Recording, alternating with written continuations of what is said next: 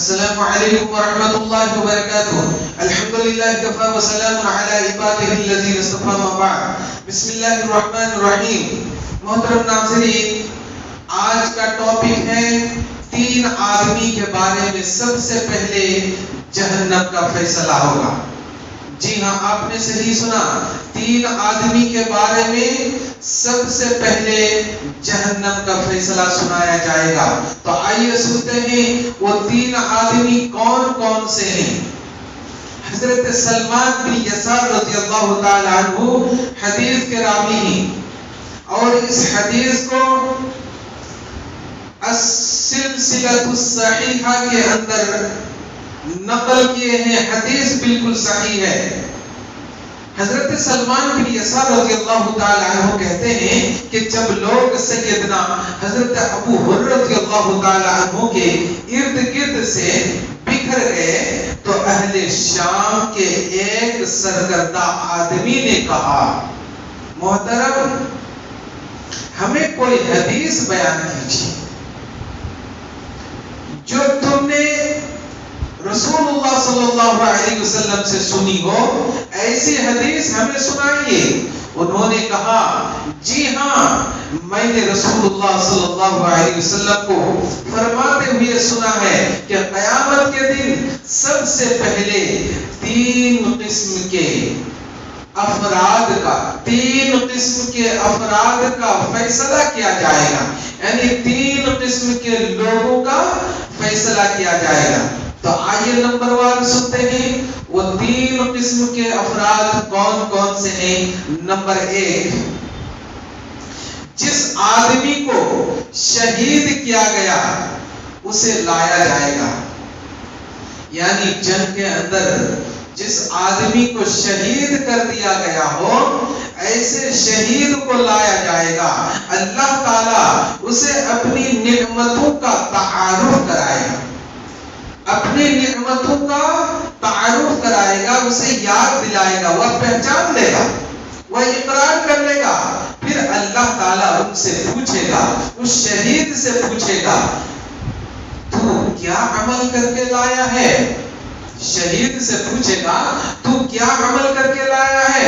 وہ کہے گا، اے اللہ میں نے تیرے راستے میں جہاد کیا، حتیٰ کہ میں شہید ہو گیا، مجھے شہید کر دیا گیا. اللہ تعالی اسے فرمائے گا، تو جھوٹ بول رہا ہے، تو نے اس لیے جہاد کیا تھا تاکہ تجھے لوگ بہادر کہیں، بہادر کہا جائے.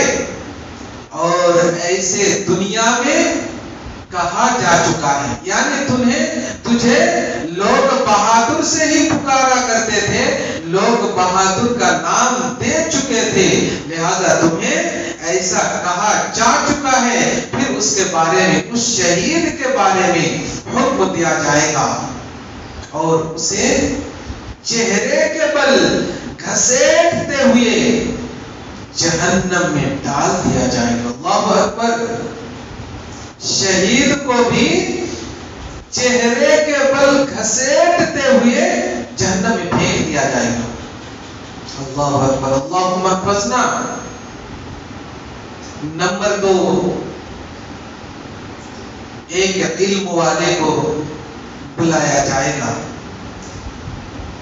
علم سیکھنے اور سکھانے، قرآن مجید پڑھنے اور پڑھانے والا آدمی اسے لایا جائے گا. جس نے علم دین سیکھا ہو اور سیکھ کر دوسروں کو سکھا رہا ہو، قرآن مجید خود پڑھا دوسروں کو پڑھا رہا ہو، ایسے انسان کو لایا جائے گا. اللہ تعالیٰ اسے اپنی نعمتیں یاد دلائے گا، نعمتوں کا تعارف کرائے گا، وہ اقرار کر لے گا. وہ قاری، وہ عالم، وہ حافظ، اس ساری نعمتوں کو جب اللہ تعالیٰ یاد دلائے گا تو ساری باتوں کو اقرار کر لے گا کہ ہاں اللہ تعالیٰ تو نے ہمیں ایسی نعمتوں سے نوازا ہے. ضرور اللہ تعالیٰ فرمائے گا اس سے، اس قاری سے، اس عالم سے، اس حافظ سے، اس مقرر سے، اس واعظین سے اللہ تعالیٰ پوچھے گا تو کون سا عمل کر کے لایا ہے؟ بتا تو کون سا عمل کر کے لایا ہے؟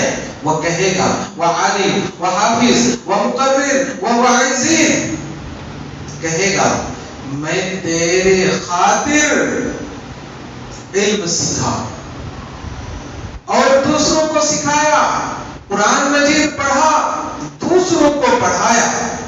اللہ تعالیٰ فرمائے گا تو جھوٹ بول رہا ہے،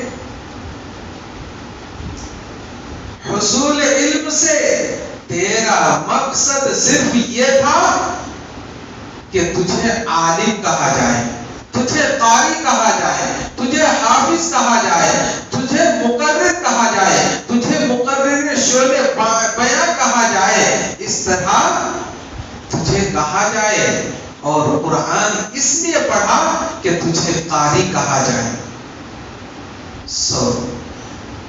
اللہ تعالیٰ اس کے بارے میں حکم دے گا کہ اسے چہرے کے بل گھسیٹ کر کے جہنم میں ڈال دو، لہذا اسے چہرے کے بل گھسیٹتے ہوئے جہنم میں ڈال دیا جائے گا۔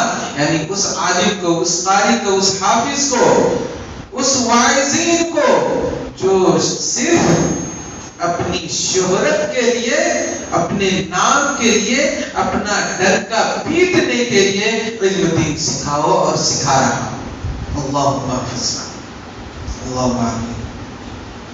نمبر 3، وہ آدمی جسے اللہ تعالیٰ نے خوشحال بنایا ہو، مالدار بنایا ہو، اور اسے مال کی تمام اقسام عطا کی ہو، ایسے انسان کو، ایسے مالدار کو لایا جائے گا۔ اللہ تعالیٰ اس مالدار سے پوچھے گا، اپنی نعمتیں انہیں یاد دلائے گا، اپنی نعمتوں کا تعارف کروائے گا۔ وہ سب پہچان لے گا، وہ مالدار بھی پہچان لے گا کہ ہاں اللہ تو نے ہمیں ایسے ایسے مال سے نوازا ہے، وہ ساری باتوں کا اقرار کر لے گا۔ اللہ تعالیٰ اس مالدار سے پوچھے گا تو کون سا عمل کر کے لایا ہے، تو کون سا عمل کر کے لایا ہے؟ وہ مالدار شخص کہے گا جن مصارف میں خرچ کرنا تجھے پسند تھا، میں نے ان تمام مصارف میں تیرے لیے خرچ کیا، تیرے راستے میں خرچ کیا، مسجد بنوایا، مدرسے بنوائے، کئی غریب یتیم کی شادی بیاہ کرائے، نہ جانے کتنے میں نے خیر کا کام کیا ہے۔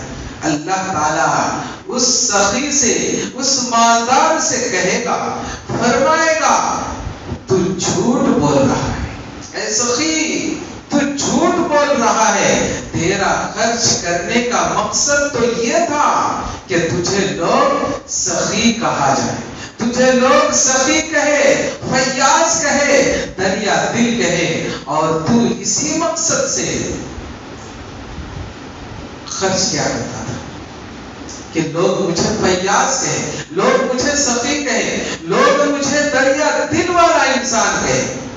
اور وہ تو کہہ دیا گیا ہے، لوگ تجھے سخی ہی کہتے تھے، فیاض ہی کہتے تھے، دریا دل ہی کہتے تھے کہ بڑے فیاض انسان ہیں، یہ تو کہا جا چکا ہے۔ پھر اس سخی کے بارے میں بھی اللہ تعالیٰ حکم دے گا جس کے مطابق اسے بھی، اس سخی انسان کو بھی، اس فیاض انسان کو بھی، اس مالدار انسان کو بھی جو اپنی شہرت کے لیے خرچ کرتے ہوں، ایسے انسان کو، ایسے سخی کو، ایسے مالدار کو چہرے کے بل گھسیٹتے ہوئے جہنم میں ڈال دیا جائے گا۔ اللہم حافظ، اللہم آمین۔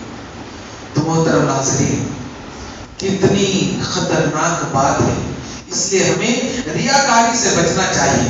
جو بھی کام کرے للہیت کو سامنے رکھیں، اللہ کی خوشنودی حاصل کرنے کے لیے، اللہ کو چاہ کر اللہ کی خوشنودی حاصل کرنے کے لیے اللہ کی عبادت و بندگی کرے، چاہے عبادت مالی ہو، چاہے عبادت جسمانی ہو، چاہے عبادت لسانی ہو، چاہے عبادت قلبی ہو، چاہے عبادت روحانی ہو، یعنی کوئی بھی عبادت ہو، آپ صرف اور صرف اللہ ہی کے لیے، وَمَا أُمِرُوا الا لیعبدوا اللہ مخلصین. اللہ تعالیٰ تمہیں یہ حکم دیتا ہے کہ تم خلوص قلب کے ساتھ اللہ تعالیٰ کی صرف ایک اللہ تعالیٰ کی عبادت کرو. تو ہمیں کوئی بھی عبادت ہو، اللہ کی بندگی، اللہ کی عبادت اخلاص قلب کے ساتھ ہونی چاہیے. ریاکاری کے لیے نہیں، شہرت کے لیے نہیں، اپنے ڈنکا پیٹنے کے لیے نہیں. لہذا صرف اور صرف اللہ کی عبادت کے لیے، اللہ کی خوشنودی حاصل کرنے کے لیے اخلاص قلب کے ساتھ عبادت کریں. اللہ تعالیٰ سے دعا گو کہ اللہ تعالیٰ ہم سب کو کہی ہوئی باتوں کے اوپر عمل کی توفیق عطا فرمائے. آمین. تقبل یا رب العالمین.